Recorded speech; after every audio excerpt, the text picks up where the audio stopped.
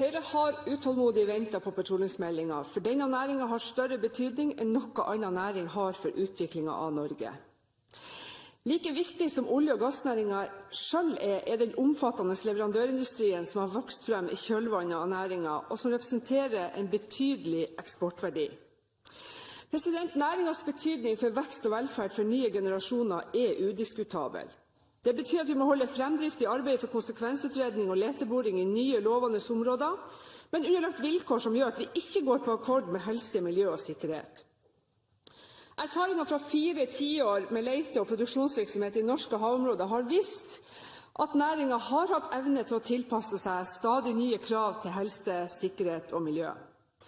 Suksesshistoriene til norsk leverandørindustri er mange, og kompetansemiljøer i Norge besitter nøkkelkompetanse i verdenstoppen. Slik kan vi utvikle næringen videre, hente ut mer av allerede påviste ressurser og påvise ennå uoppdagede ressurser. Samtidig opplever vi nye fremskritt som kan gjøre petroleumsnæringen mer miljøvennlig, og vår evne til å forebygge og bekjempe oljeutslipp er uhyre viktig når virksomheten kommer nærmere land og beveger seg stadig lenger mot nord. Ved ulykker i Mexicogolfen vet vi at norsk og nordnorsk ekspertise og utstyr viser seg svært effektiv og verdensledende på sitt felt. Høyre vil ta hele norsk sokkel i bruk, og mener tida er inne for å få avdekket om det finnes drivverdige ressurser også utenfor Lofoten, Vesterålen og Troms II. Fra Høyres side vil vi likevel understreke at det dersom det gjøres funn, må gjøres nye vurderinger om hvordan disse ressursene kan hentes opp til fellesskapets beste på en miljømessig forsvarlig måte. Denne meldingen har fått tittelen «En næring for fremtiden» og må bety at det skal skapes større ringvirkninger også i nord.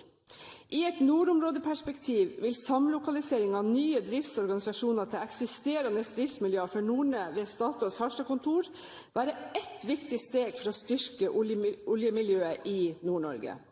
Samtidig må landsdelens oljemiljøer også tillegges innkjøpsbeslutninger for å skape større nærhet til nordnorsk næringsliv som posisjonerer seg for å bli leverandører, og det må legges til rette for større ringvirkninger på denne måten.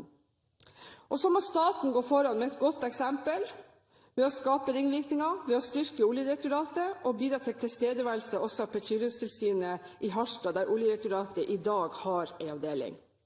Det er vel kjent at Nord-Norge mister mange av sine talentfulle ungdommer fordi de spennende jobbene fortrinnsvis finnes andre plasser. Opptrapping av olje- og gassvirksomhet i nord, både til havs og på land, vil være et viktig bidrag for å snu denne trenden.